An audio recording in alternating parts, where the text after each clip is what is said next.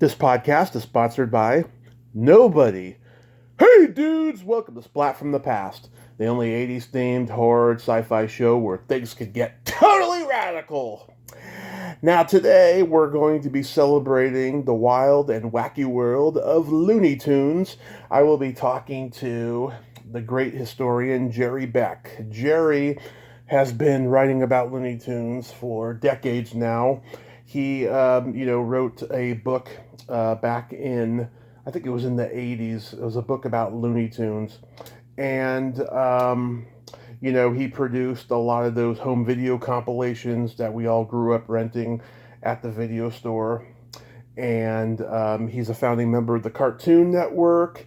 And, he's collaborated with Leonard Maltin, And, oh, by the way, I want to say the name of the book. The book was Looney Tunes and Merry Melodies, a complete illustrated guide to the Warner Brothers cartoons, which came out in 1989.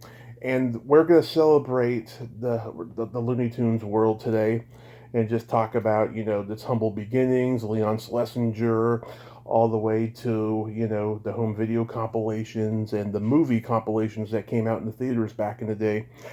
And all of that stuff. It's going to be a great talk. I found out Jerry is married to another guest of mine, Cheryl Chase, which I think is awesome. Cheryl was really awesome when I had her on last year.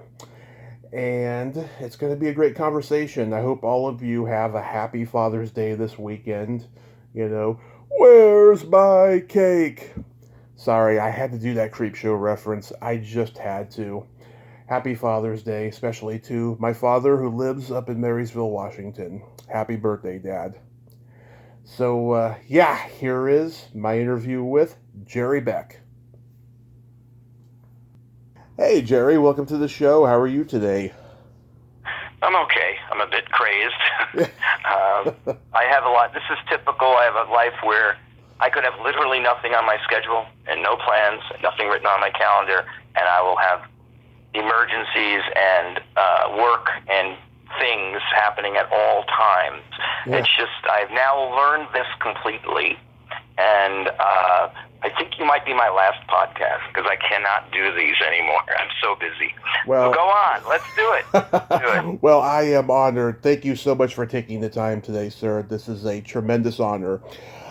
So, going back in time, I mean, you've been an animation historian for many years now, writing and editing books, consulting and producing home video compilations, a founding member of the Cartoon Network, and so forth.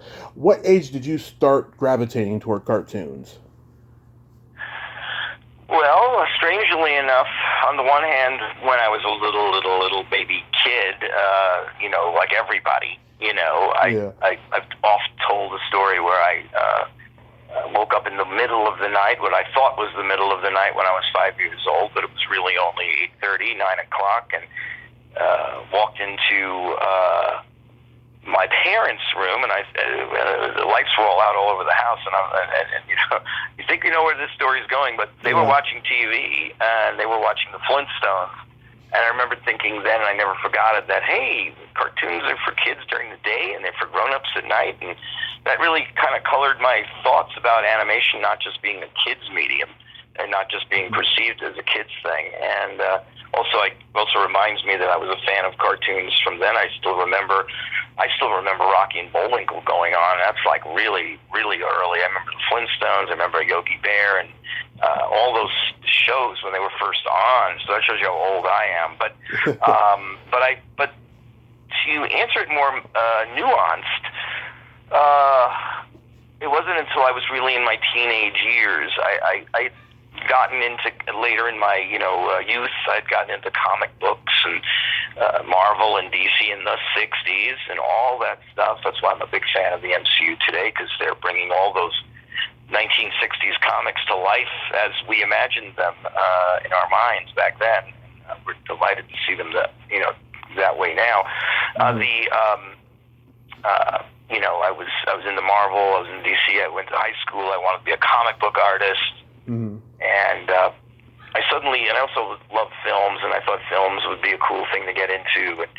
And I came home from school doing my homework, and I would turn on TV, and there was Bugs Bunny cartoons were on. And on in the background while I was doing my work, and I just, like, this is like, I'm talking like 14, 15, 16 years old, and I'm like, suddenly realizing that the artistry and skill in these old cartoons was, amazing. And I also started to notice that they weren't aimed down at children, even though they were shown after school. I was laughing at jokes that I never laughed at before, because I soon learned these were made for theaters and shown to grown-ups. So then at that point, I got really interested in these older cartoons. You could tell the difference back then because the older ones looked really good and they moved wonderfully, and the newer ones were like Hanna-Barbera and Space Ghost and limited animation, what we called it back then. So it was really easy to spot those older cartoons that I had grown up with, but now I wanted to see them all again. We didn't have VHSs, we didn't have videotapes. We certainly didn't have cable channels and all DVDs and all the things we have now. But back then, we just had broadcast TV, and you had to watch it or not see it. So anyway, I got into that, and I got into wanting to know more about it, and there were no books. Again, there was no internet. There was nowhere to look up how many of these Looney Tunes were there, or how many Disney animated features were made, or this or that. So slowly a couple came along in the 1970s, but not enough to satiate me, and that's what started me on a path of wanting to learn more about the cartoons. The only way to do it was to do my own first-hand research, and that's kind of how, I'll stop there so you can ask me another question, but that's how I got into it, and I never gave up, and I'm still doing it right now. Yeah. But because there were no books written, did you at least go see Bob Clampett's documentary, Bugs Bunny Superstar? Absolutely. I absolutely saw that, and Bob also toured the country showing films and giving speeches about his career, and I got to meet Bob when he did that, which was about a year or so after that movie. I did see that movie, and I still remember the theater. I saw it in Queens, New York, where I come from, and it was definitely it opened my mind. It was these guys were heroes. The interesting thing was, it wasn't a widespread thing. Today, I love it. This is the world I hoped I'd grow up into. But back then, animation was comic books and animation were considered just strictly kid stuff, even if they really weren't. And there weren't hardly any fanzines. That's what we had then. We didn't have blogs. We didn't have the internet.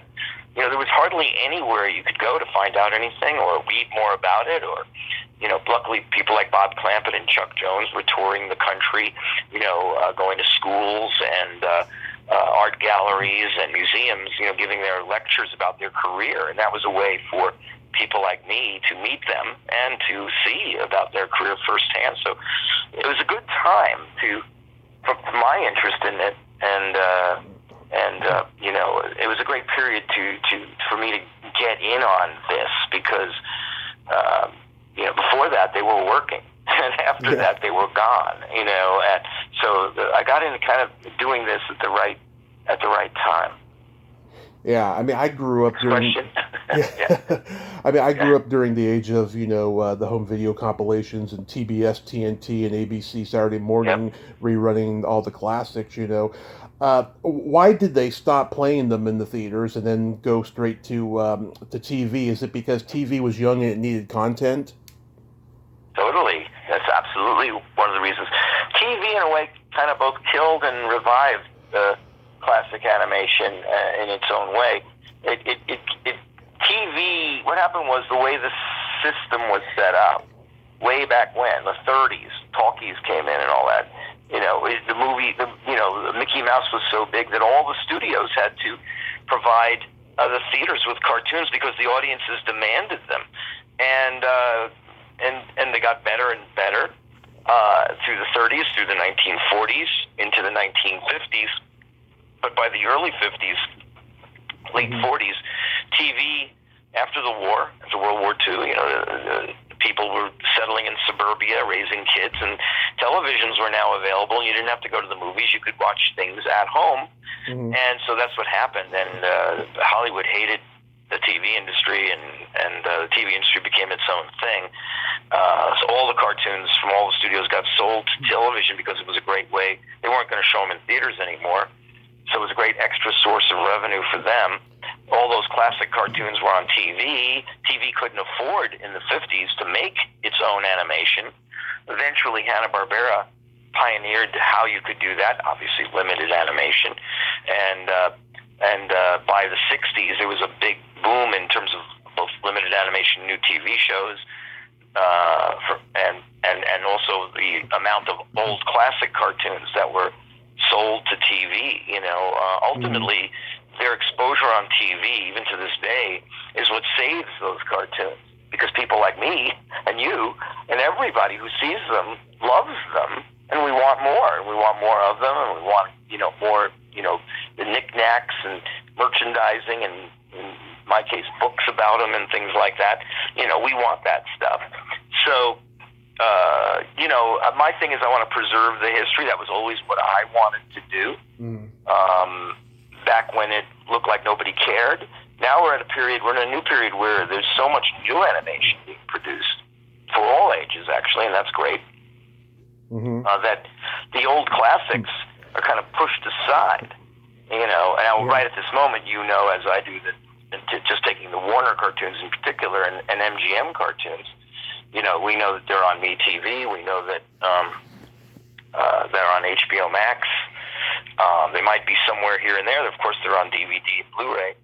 But the focus on animation these days is on by Hollywood, is making new product, making new IP, intellectual property, and again, the old ones are kind of being pushed aside again. So, it's time for me to come out of hiding and make sure that everybody remembers that these cartoons are classics. I think there's a new generation, which is fantastic, of people who are just being exposed to them for the first time, or might have grown up with them on Nickelodeon or the Cartoon Network, and then they went away for a while, and now they're kind of back. And I think there's a lot of us who champion these films, and I'm really happy about that. Yeah, a couple of years ago, I talked to the great Phil Roman, and he told me something that kind of brought a tear to my eye. He's very critical of the Pixar stuff and all the digital, He said, there is nothing better than the magic of a paint and brush. And that quote stayed with me for like a month after I heard that. I could not agree more. I won't be as eloquent as Phil, but he's right. And I think they can all live together, in their own way. And more what we call CG. Look, believe me, I'm not the biggest. I'm a big 2D hand-drawn guy myself. That's my thing. That's what I grew up with. That's what I believe in. But that said, I'm also realistic. I'm open-minded. I look at what's out there now. The people doing the CG films are, how do I say it? But they're turning it back toward a hand-drawn aesthetic. I say that when for example, the best example in my mind is the recent Spider-Man Into the Spider-Verse, which had almost a painting look to the film, and some new ways and new ideas on how to tell a story with that method. I'm not against CG. I was against clunky CG. Yeah. Was it 30 years ago when Shrek came out? Shrek won the Oscar. You look at it now, it's so primitive, it seems. And then I remember thinking that then. I remember thinking and I liked Shrek. It was very funny. But the thing is, 2D animation had so far surpassed what they were doing with Shrek. It was like, to me, it was a joke. It was like, well, we need to keep pursuing what's going on with 2D and make it go further and further. But there's Hollywood. The thing with animation, it's always been a question mark between, is it an art or is it commerce? Is it a commercial? Is it a commercial medium for entertainment, or is it an art form? And it's both, obviously. Yeah. And the thing is, Hollywood, because it puts so much money into it, so much publicity into their movies, they get the spotlight, and they own Nickelodeon, and they own HBO Max, and So the thing is, that's where people, they're most general audience people, they're focused towards what they do. As you know, animation is way more than that. There's so much interesting innovation and stuff that goes on in it. Before the pandemic, and hopefully to return, there were festivals of animation where one could see amazing stuff being done by students, by independent animators, by animators around the world. Yeah. So there is a lot of great stuff happening in animation. No matter what your tastes, I can be critical of. I'm critical of what I call same old / aiming towards children.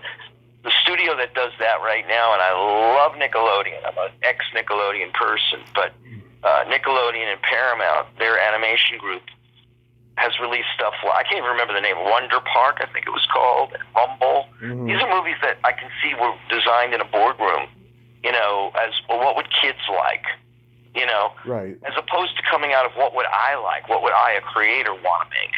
And yeah, we have plenty of movies like that are wonderful as well. So it's I just don't like when big studios make just stuff that they want to just for families. And I get it, that's cool. If you got a family, you want to take them to the Minions. I get it. Nothing wrong with that. Those Minions movies are great. They're funny. But the thing is, that's not what animation is. That's not completely what I don't want people to stereotype animation as that. It's so much bigger and broader, and if you're, I can't even begin to follow all the anime, but if you're into anime, you can see there's a whole other universe, that of things. So, yeah, animation, but it's great. With animation, you can go anywhere and do anything. It's just a person with a pencil. And that person could be you. It could be anybody. Each type of animation, each film that's made can be as different as everybody's personal signature. My signature, spelling my name, and it's different from the way you do spell your name. And when people draw, they have their own style. You'll say, well, this guy draws like that guy. Yeah, because people sometimes get into a mode with if this is the new trend of how a cartoon should look, then everybody starts doing it. You'll notice a lot of shows on Cartoon Network all kind of have a similar look to them, Mm-hmm. and a lot of younger people today are very into the anime style. Cool, great. Yeah. I prefer everybody doing their own thing. I like old cartoons. Yeah. I love things like Cuphead. I love when people do new versions of old cartoons. But mm-hmm.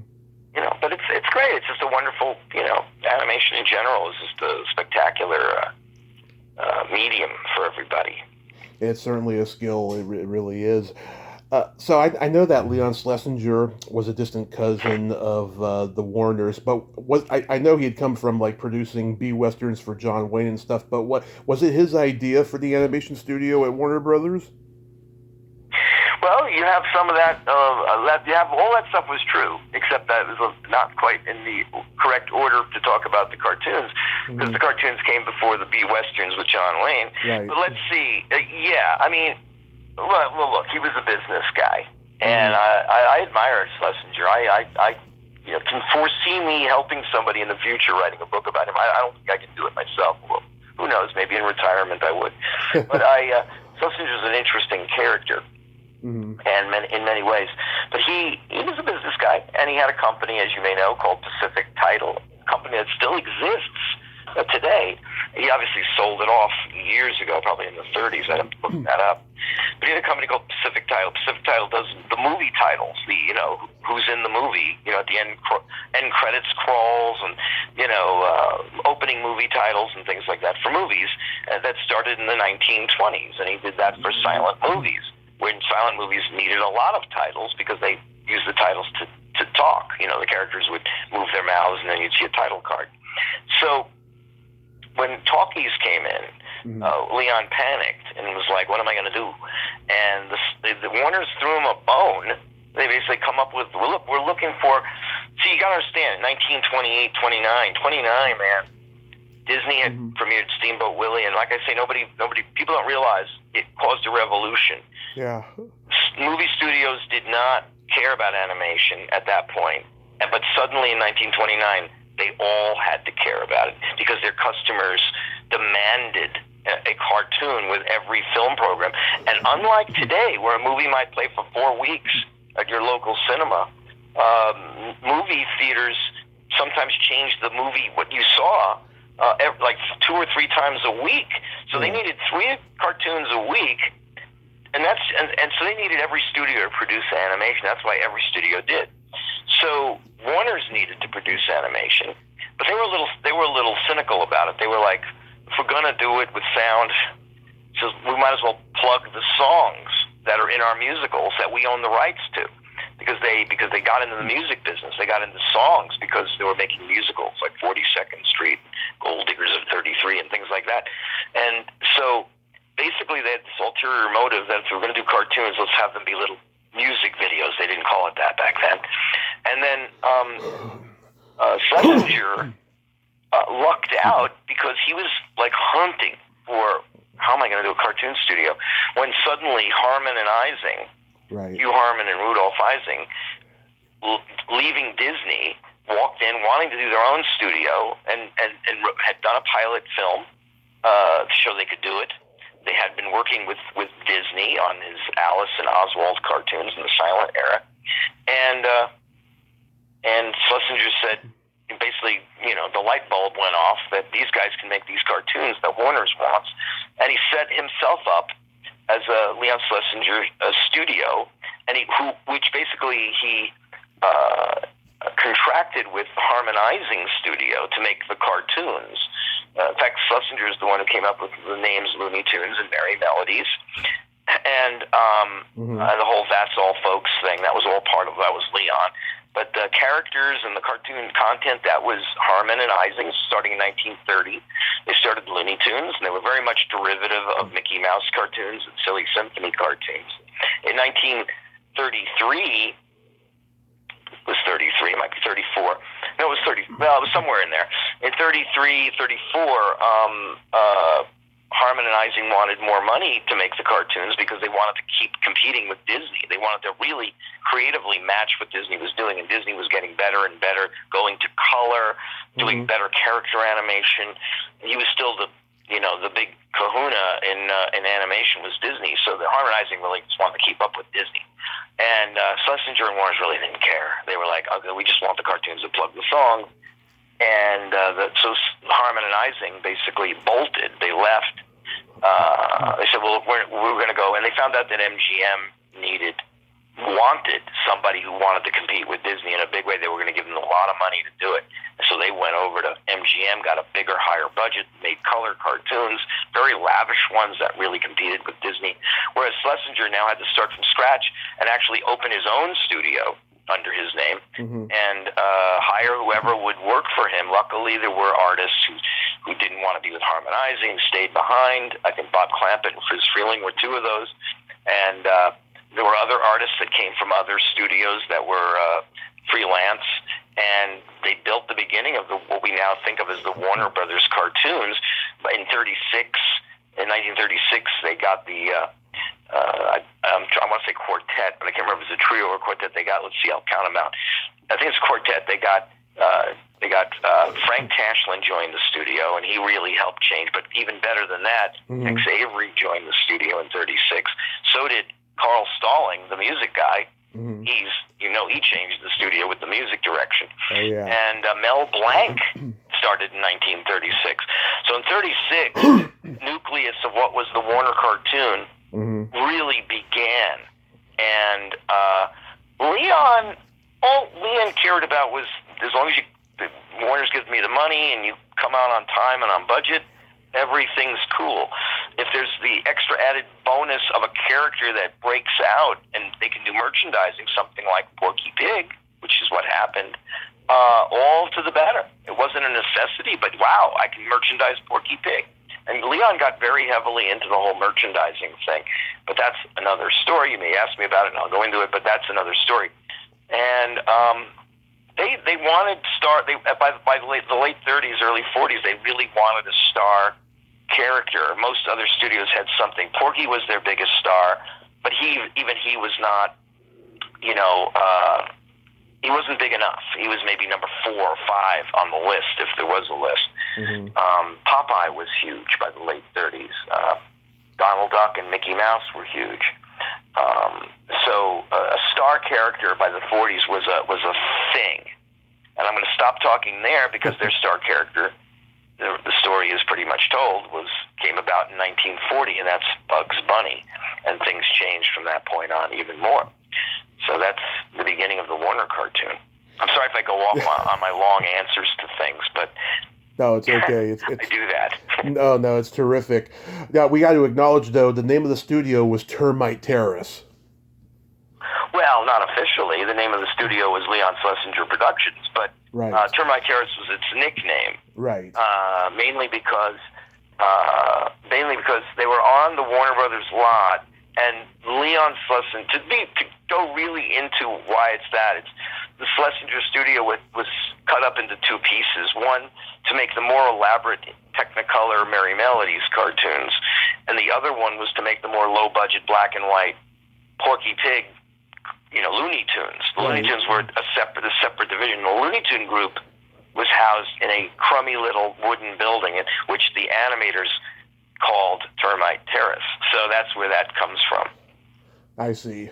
Yeah, I mean, that's a perfect name for a cartoon studio. I mean, it sounds like something you'd hear in an actual cartoon, Yeah, leave it to me to shatter your myths. But no, I will just give you the facts, on any question you give me. So proceed. Did you spend a lot of time with Chuck Jones and Friz Freleng? I did. When I say a lot of time, I mean, while they were live, I corresponded. I called them on the phone. I visited them. I interviewed them. I would have back and forths with them. I did a book on Tweety and Sylvester, and for that particular book, I luckily, Friz was still with us, and I was able to conduct some extensive interviews with him. I later did a book on the Pink Panther. That was after he passed. Chuck. I'm still friends with the Freleng family, the Chuck Jones family, his daughter, and as well as the Bob Clampett family. I got to meet all of them. The one I never really met was Tex Avery, because I lived in New York at the time, and I actually moved out here just in time to go to his funeral, which is a strange thing to say, but I did do that. But he's one of the few I did not meet and have a relationship with. But the other ones I can say I did, and I'm very proud of that. And I still, in some extent, I still do. I know the daughters and sons, and I still have dealings with them. I still have lunch with them, and I still we talk about it.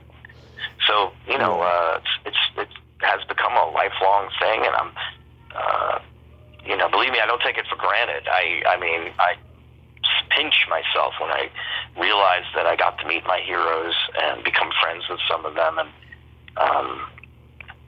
I'm still in touch today with Art Leonardi. He's an animator whose name you'll see on a lot of the later 1950s and 60s Warner cartoons, and later on with the Patty Freleng, and he's in his 90s now. I'm probably still friends with a few others if I think about it, but unfortunately many have passed. Willie Ito's another great guy who's still with us, who worked at Warner's in the late 50s. There's very few of those animators still with us. I know, because there's Phil, and then there's what's his name, Floyd Norman, and Don Bluth. He's still alive. Yep. That's about it. Yeah, it's interesting. I find it. You don't know it when you're living through it, but when my period of time with all of this was a transition from the old guard to the new guard. I got to see, and talk to the people who made the originals, and then get to become friends with some of the people who made some of the more modern classics.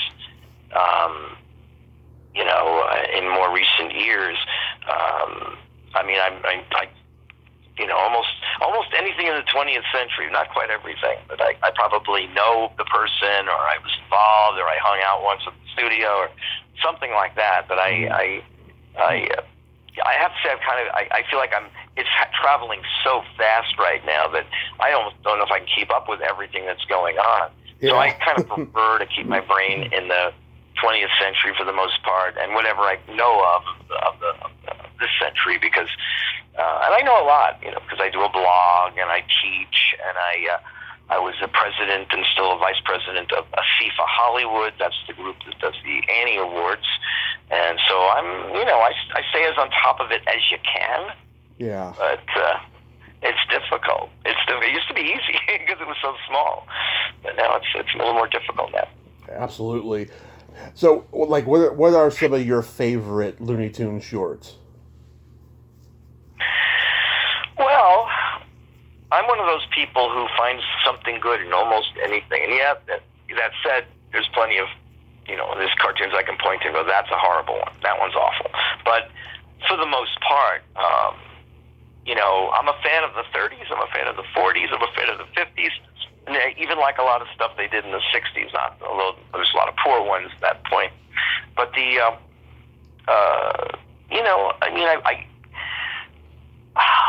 let me think. I once put down, I have to say that I don't have this in front of me or even at the top of my mind, but I once did a blog post on my 10 favorite Looney Tunes, and I purposely picked favorites as opposed to classics.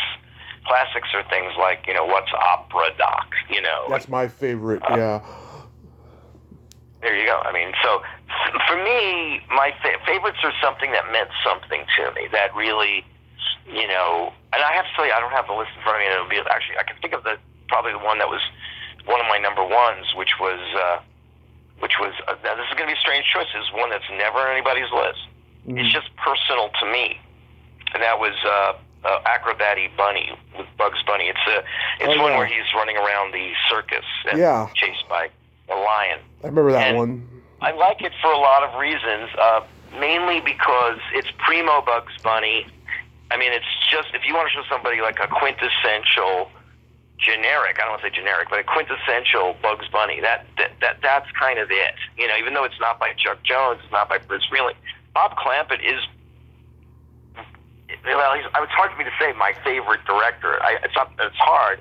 He is my favorite director. It's just that, wait a minute, what about Tex? What about Chuck? What about, it's like, how do I, justify that? But Bob made so many good cartoons. His 1940s cartoons, his 1946, I don't have, again, the list in front of me, but I remember in 46 he had Book Review and The Great Piggy Bank Robbery. Yeah, mine too. I think The Old Gray Hair, I get that one mixed up with the other one. There's two, not Old Gray Hair. I'm getting them mixed up, but there's so many good ones. And then before that, in the years before that, he did Tale of Two Kitties with Tweety. He did, Bugs Bunny Gets the Boyd. Yeah. Beaky Buzzard, and one of my favorites is Tortoise Wins by a Hair. Yep. And Drafty Daffy and Wisecracking Duck. I could probably name every single one. Yeah. It almost has no misses in the 1940s. So, Bob is just fantastic. On the other hand, Chuck, during his primo years, which mainly are the late 40s and in the 50s, particularly 50, 51, 52, 53. He's got a similar string of classics that come one after another. Everything from Rabbit Hood, extending all the way to One Froggy Evening, with from A to ZZZ. I can name everything he put out. Duck Dodgers. I can go on and on. Duck Dodgers, of course, is on the classics list. That would be on my top 10 classics. But so I'm really not good at giving people a simple answer on a favorite cartoon or even a cartoon character. There's a lot to like and love about each one, and maybe that's why I'm able to write about them. That's why I'm able to teach about them, because I can see things to write about and talk about in each cartoon. Yeah, there are cartoons that aren't worth the film they were printed on or something. Things like I'll jump over to the Walter Lantz studio. Like 1960s Walter Lantz cartoons are 95% are not that good. And there's a couple in there. There's a couple, but mostly they're not that good. And and they're pretty poor, and so I tend, but I tend to like, almost anything I can find something that I can praise, or some reason it's worth us watching it right now, that kind of. Yeah, I mean, I think Hair Conditioned is very underrated because this generation does not know who the Great Gildersleeve was. He was a radio guy, right? One thing I'm learning, it's funny, as I'm teaching, I teach and I show some same cartoons kind of every year, the same ones, and students, so I always come up with new things about them. I'm always looking at them from different points of view.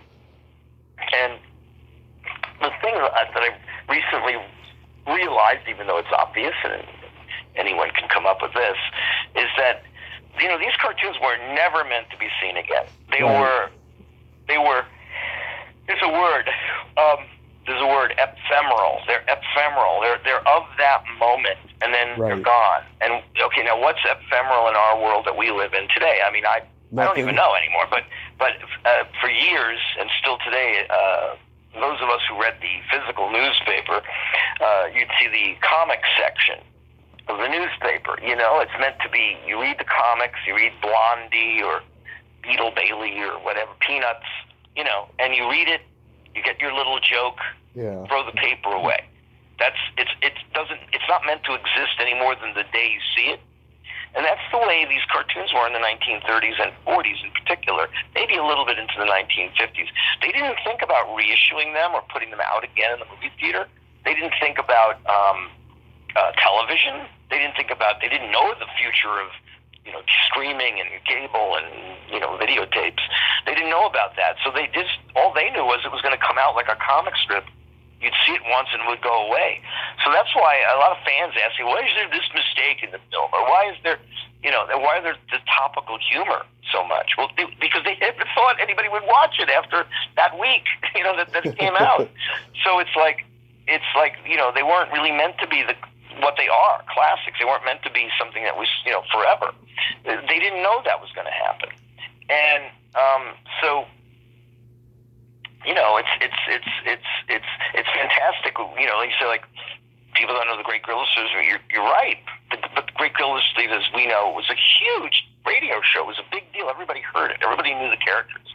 And so for them to, use that personality in one of their cartoons, everybody back then was in on the joke. It wasn't like... but the great thing I wonder about these cartoons, and maybe all the old cartoons from those days, are 9 times out of 10, it doesn't matter if Gildersleeve's in it. It's still a funny character. It's still a funny cartoon. Right. And it works anyway. It just works for today's audience, irregardless of the extra in-joke. What I tell my students sometimes, and other people, when I do shows, live shows, I say, it's the more you know about pop culture history, if not history in general, more you know about the era that these cartoons came in, the funnier these cartoons are, or will be to you. I used to show cartoons in front of a live music show. This is all pre-pandemic. There was a group out here that performed once a month, and they would play pop tunes live from the 30s and 40s. And I began to slowly get to know all of these songs. And I would also show at these shows. I was part of the show. I would show old cartoons. But oh my God, after 10 years of listening to these old pop tunes, and then I started watching Popeye cartoons again from the 30s and 40s, and Warner cartoons, of course, and the MGM cartoons. Holy mackerel, it's like a new dimension opened up to me. It's like, whoa, they're playing that song because I know the title of that song and it fits with this scene perfectly, but if you don't know that, you don't know it. But the people of the 40s or 30s would have known it. And, these cartoons are richer than we even realize. The more you know about the times and things that happened back then in the culture, the funnier and more amazing these cartoons are. I know, like, I love China Jones, and I have to explain to people who China Smith was. It was a Dan Duryea series. Right. It's crazy. Right, exactly. It's like hieroglyphics. I always just think that. I remember when I was doing my initial cartoon research and then learning about some of these things, like why'd they do this, or why is the character called that? And I'm like, and then I'd find out, and I'm like, wow, it was like unlocking, secret history, Mm-hmm. One of my favorite Looney Tunes cartoons of all time doesn't even have all the classic characters. It's The Whole Idea. Oh, yeah. The Whole Idea. Yeah. Oh, yeah, I call that Robert McKimson's independent film. Yeah. That one and Bartholomew versus the Wheel, where both of those are like, he was trying to do something creative, artistic that was outside the norm for the kind of cartoons that Warner's was releasing. And I like when they try that. Of course, Jones did that all the time, and Freleng did it on occasion as well, where they all had, I remember talking to Jones about that they had to do a certain number of cartoons with Bugs Bunny, each of their units. They had to do a certain number with Daffy Duck or some of the supporting characters, and then they had like one or two every year where they can just do whatever they wanted. And the funny thing is, a lot of the things when they did those one or two ones with whatever they wanted, again, 8 or 9 times out of 10, those cartoons became, created characters. That's where Pepe Le Pew comes from. That's where the Roadrunner comes from. That's where, all of these new, Speedy Gonzales, all of these things come out of those one-shots. Right. So to us, they don't look like one-shots anymore from our perspective. But back then they were, and every once in a while they made a one-shot that it was nothing more than one cartoon, like One Foggy Evening. And Whole Idea is another good example. But they just couldn't fail. To me, the Warner cartoons from the 1940s and 50s was not dissimilar. Now I'm looking at this from my point of view. I grew up in the 60s, and we had the Marvel comics of the 1960s. We had the Beatles, right? The Beatles were 4 guys who happened, if you know their story, got together from different backgrounds, who did what they do, and they were incredibly talented. But they had to get together at that time. The time that they got together was part of it. And Marvel, well, Stan Lee had already been a comic book writer for 20 years, and so had a lot of his artists that he knew, but they tried something different, right? With the Fantastic Four and Spider-Man, and their artists had gotten to a point, Jack Kirby, Steve Ditko, and the others, to a certain point in their maturity, that it was magic. It was magic, the combination of those people with those characters at that time. Similarly, the Beatles with their music. I think the same thing of Warner cartoons. It's Chuck. It's hard to imagine them without any of those pieces missing. Friz, Chuck, Clampett, the sound effects by Treg Brown, the music by Carl Stalling, the voices with by Mel Blanc, the talented crew of animators they had, the studio setup they had. There were other things too. I even like the way the recordings sound. They have this interesting echo in the Warner cartoons that the other studios don't have. And all of that together, people say, why can't they do those again? Well, you can try, and they have tried. Yeah. You really do them? I don't know. They also it was a full-time job. They could have closed that department at any time, but all those guys working there, they had, somebody like Friz Freleng, he had like a 30-year job, coming in every single day, making the next one. It was a bit of a factory setup, but the thing is, that's why we can't do it today. Nobody's set up to do that, Right. Maybe somebody is, and I'm not thinking about it right now, but you got to be, even Hanna-Barbera isn't quite, I guess the people at Warner's today, I'm talking about the Warner Brothers, Tony Cervoni, Spike Brandt, the guys, there's a crew there that has been there for a long time and are not going anywhere. And so there's consistency there, but you need that consistency, as part of it. I know you're a big fan of You Ought to Be in Pictures. That's a great one. Mm-hmm. Yeah. Yes, absolutely. That's definitely a great one for obviously a lot of reasons. The main one being that it's a rare glimpse in live action of Leon Schlesinger, and it's just a fun idea, and it's got some great stuff in it. I think that was the one Freleng did when he returned from being away for a year at MGM, and I think there was something else about that one that's notable, but I'm forgetting.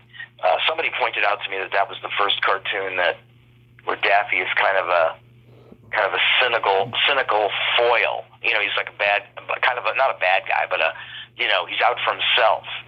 We always think Chuck, changed the character from the Looney Tune to this, egotistical character that he became in the 50s, but here's the first cartoon where he actually acts that way. He's out for himself. He's screwing Porky so he can get ahead. Anyway. Yeah, Chuck Jones, he began releasing theatrical compilation films in the late 70s to early to mid 80s, and I watched all of them growing up. But I was always curious as to why he did that. Was he trying to hold on to former glory of the theaters, or? Well, the real answer, there's a couple of answers to that, really. I don't think it was like that he's trying to hold on to former glory. He had left Warner's and won an Oscar for The Dot and the Line, and he won probably, I don't know if he won an Emmy for The Grinch That Stole Christmas, but he certainly deserved one. And that was a big hit, and he didn't have a struggling career. I mean, he might have struggled to go from this place to that place because he went from MGM to ABC, and he ran the ABC Saturday Morning for a while. He had a show on there called Curiosity Shop. And he started doing a bunch of TV specials and never stopped. He did, ones based on The Jungle Book and Raggedy Ann. Did a whole bunch of stuff in the early 70s, mainly TV specials. Never really had to compromise. He was very much against doing the Hanna-Barbera style of TV animation. So he was able to continue doing what he did, in a new area, which was TV specials. And then Warner Brothers, kind of came along, and asked him if he would do a new TV special with the characters, and he did. That led to another one and another one, and the Bugs Bunny Roadrunner show that was on Saturday morning was still successful after 15 years or whatever by then, and so basically, I think what happened next. They did a few TV specials, but I think Chuck, they just asked Chuck to, do a feature, but to do it in a low-budget way, and the way to do it low-budget was to do it with excerpts of the old cartoons. Right. So he made a new movie with old cartoons. They ended up showing it at the New York Film Festival, and they got a lot of attention for it, and it turned out to be a relative hit when it came out. Because that was around the same exact time. I'm forgetting exactly, was it 75 that came out, or was it a little bit later? But I think it was 75 or so. It might be 76 or something like that. But the thing is, it was sort of a hit. And remember, that was around the same time as Bugs Bunny's Superstar. Right. Suddenly, in this mid-70s period, same period that I got into my early 20s, suddenly there was this renewed interest in the cartoons, at least for me, for the ones that I grew up with. And so seeing Bugs Bunny Superstar, seeing Bugs Bunny Roadrunner movie in a movie theater was a big deal back then. And that was successful enough that Chuck, for whatever reason, didn't immediately... he ended up doing his own little shorts. But I think Freleng pretty much came to the end of DePatie Freleng, and then rejoined Warner Brothers to do new movies and TV specials, and that's what Freleng did, like Looney, Bugs Bunny movie and things like that. Now that I think about it, I think the Bugs Bunny Roadrunner, I'm sure somebody out there listening is screaming at their video right now, but I think, without looking, and I could look, I have my book right here in front of me, but I think the Bugs Bunny Roadrunner movie was 1979. Now let me take a look at the book. It actually was, I remember. Yeah, it was 79 it came out, right. That makes sense. And then by 81, Freleng was already now established doing a group of these compilation feature films and a lot of TV special compilations. I don't think it was, people were suddenly recognizing his work in the case of Jones, and he knew it. Yeah. It was that era was the beginning of people selling the old animation cells, the beginning of limited edition cells, and people were buying that stuff. And he was working in anonymity, as was Freleng, and all of them. Nobody recognized these cartoons when they came out. What's Opera Doc wasn't nominated for an Academy Award. No, nobody recognized these cartoons. They didn't, it was just there. And for these guys in their older years to be recognized, as having created what became iconic characters in iconic films, that was a big, what a wonderful thing for the later part of your life to be able to do that. So, I don't think it was, I just think that, that they were going with the flow and, took advantage of it as best they could, I suppose. Chuck wrote 2 books. I mean, the whole, they the longer they lived, the more they were able to do, and they did it, and they were able to do it. Yeah. When they were let go from Warner Brothers, they were just salaried staff guys. They didn't own a piece of Bugs Bunny. They didn't get any of that merchandising coin. They were let go. They had nothing. Yeah. Zero. But I think it's spectacular that they were let go, and Chuck, takes on a job with MGM to do Tom and Jerry. Doesn't really want to do that. And convinces them to do a film based on a little book that was out in the line that he thinks would be fun to do. Does it and wins an Oscar. And suddenly they're asking him, well, can you do more of these? Can you do TV specials? And he starts doing Horton Hears a Who and The Grinch, and he's winning awards. And he got the last laugh. And even bigger laugh was Friz Freleng. Friz, after 30, 40, whatever years it was, working for Warner Brothers, let go without anything. No pension, no nothing. And created Yosemite Sam. You know what I mean? Created Sylvester. Oh, yeah. And got nothing for it. So he turns around. Within a year of being let go, he and DePatie, who was the producer, the final producer at Warner's, have set up a company to continue doing what they were doing, commercials and any interstitials, anything they could do. And they luck out by doing the titles for the Pink Panther, creating the Pink Panther, which he owns. He owns a fourth of it. He owns a fourth of the Pink Panther. Wow. So when they start merchandising the Pink Panther, he has points in that. He becomes a millionaire. He didn't become a millionaire because he created Yosemite Sam and made Oscar-winning Tweety and Bugs Bunny cartoons, which he did. He became a millionaire because he created the Pink Panther. So, wow. It's like if you believe in a religious entity, that certainly we're looking after these 2 guys. And plus, their success helped all their crew, all the animators, all the inkers, painters, layout men, background painters, because they were able to continue doing what they were doing and continued to give their guys jobs for the rest of their lives. I think it's a wonderful, wonderful, story at the end. It has a happy ending. Absolutely, I totally agree.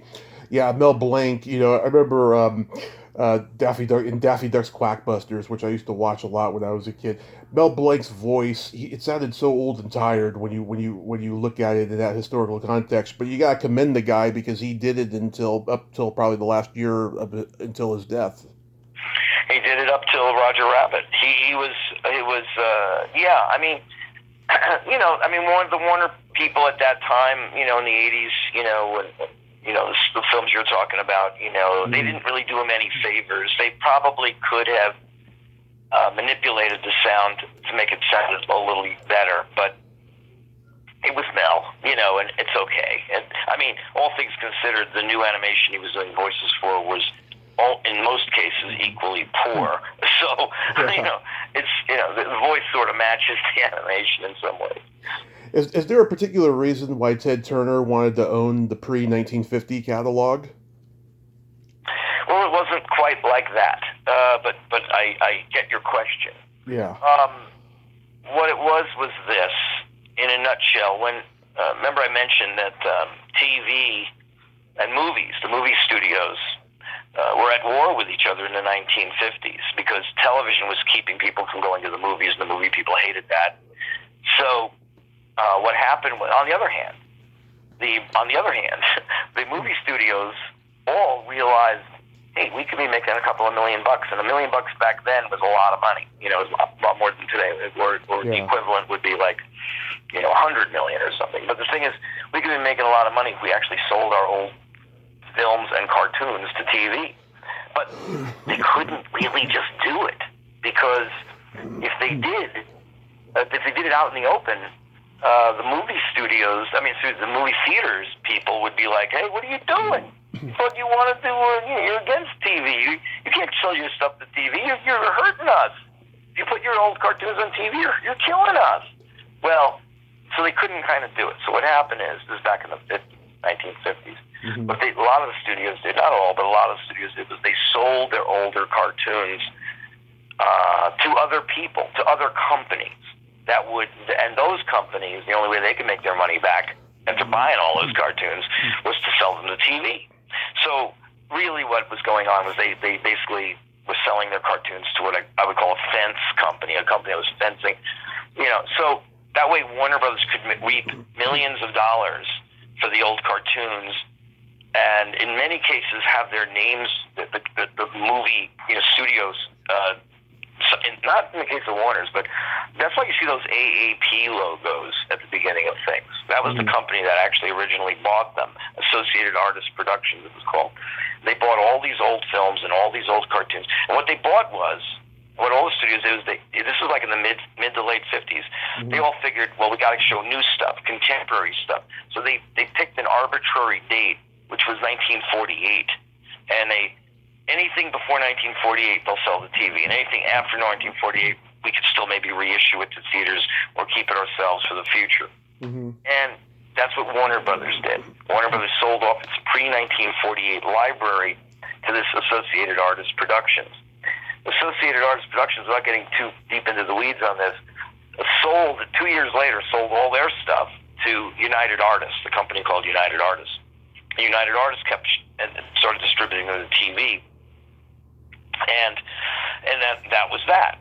And Warner's didn't have anything to do with them anymore, those older cartoons. Well, years later, in the 80s, I think, pretty sure of that. In the 80s, absolutely. Ted Turner, millionaire Ted Turner, who had a superstation WTBS, and was starting his TNT network and all that, cable, he spent his millions to buy what was the United Artists Library. Meaning, let me explain this a little bit. I hope it's not too technical for people. Throughout the years, in the 1970s, late 70s, into the early 80s, United Artists ultimately had a lot of financial problems, and they ended up combining with MGM, the big MGM studio. And as you may know, there are many movies that are still listed as MGM UA, right? That was a thing for a while, MGM UA.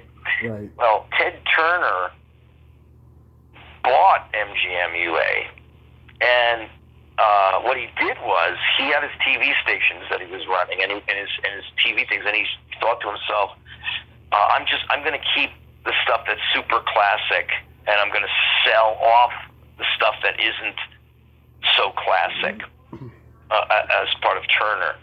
And what he did was, he kept the Warner Brothers cartoons, the Popeye cartoons. He kept all the MGM movies from 1986 backwards, includes all the Tom and Jerry cartoons, Tex Avery cartoons, and all that. He cherry-picked like certain things that he kept, like Gilligan's Island, which is a TV show that United Artists had produced. Right. And then the rest of that stuff all went to a separate company, which they broke up the companies. That separate company is called MGM. And MGM still exists today. If you saw the James Bond movie, the MGM Lion still exists, and it still owns all the United Artists movies, like the Rocky films, the Pink Panther films, and the Pink Panther cartoons.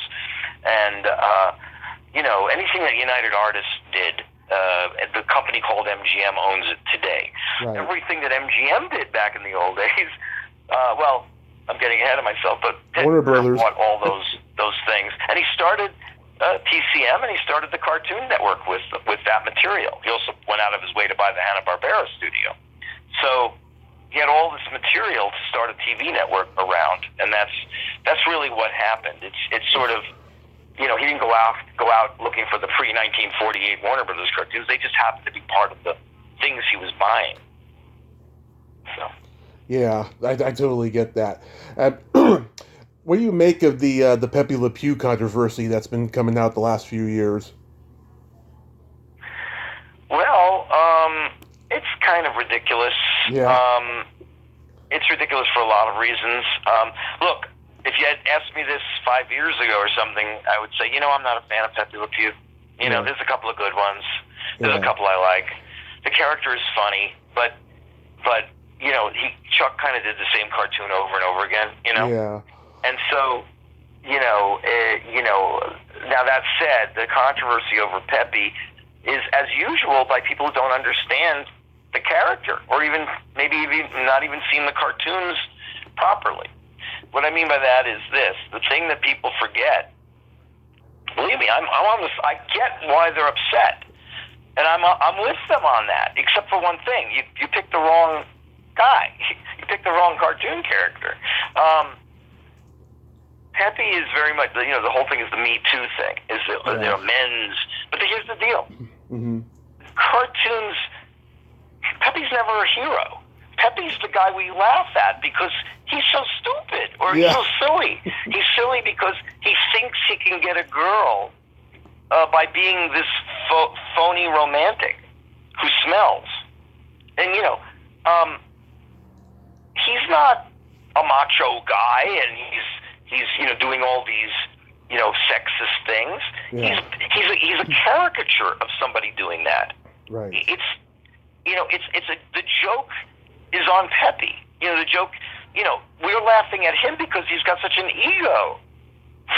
Exactly. So it's not, it's hard to explain. It's kind of like Archie Bunker. It's not. I mean, I haven't thought this out, but it's like we laughed at Archie Bunker because his out of date views were silly, and so we recognized that in 1970 and 1972.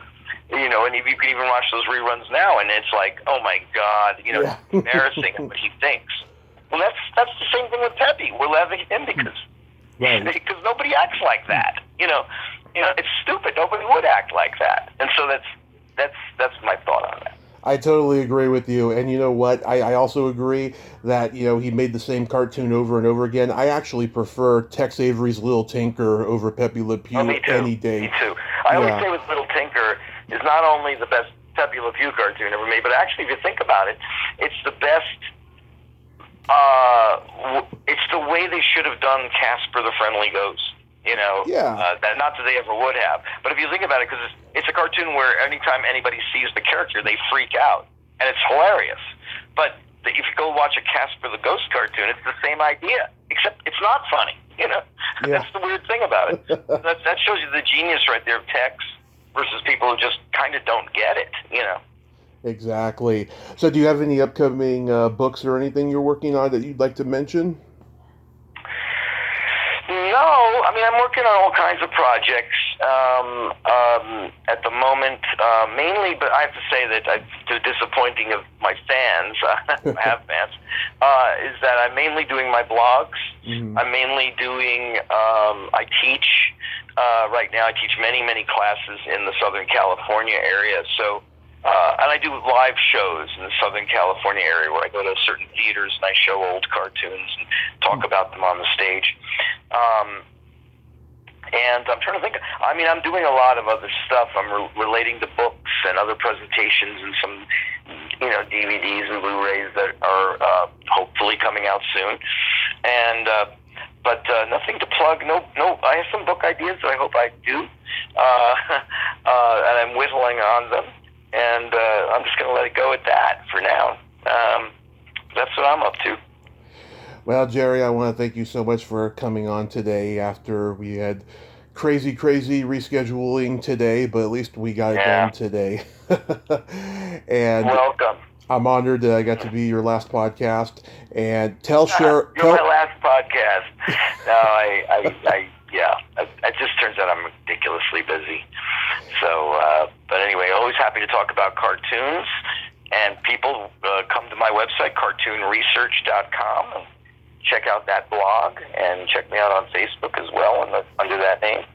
And let's keep watching cartoons. Hey, I'll tell you, I don't know when this is gonna.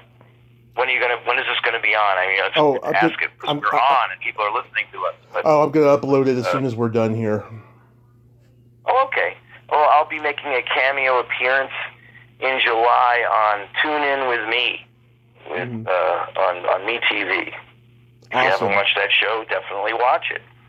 I'll definitely see me in an episode in July. I don't even know what day, but I'll be popping on at one point. I'll definitely check it out. Tell Cheryl I said hi. I will. Okay. I will do that. You have yourself a great night, and please be safe. You too. Thanks. Thank you. Bye-bye. Well, there you have it. Jerry Beck. Ain't he a cool dude? Oh, what a nice guy, hon. Great stories there about, Looney Tunes and all that. I enjoy talking to him. He is a true historian. Go check out his books. Check out his work. He's keeping Bugs Bunny's memory alive, and Elmer, Daffy, Tasmanian Devil, Sylvester, Marvin, Foghorn Leghorn, all of them. Well, until next time, this is Tommy Throwback Kovac saying there's no shame in living in the past because the present sucks. Later, dudes. Ain't I a stinker? That's all, folks.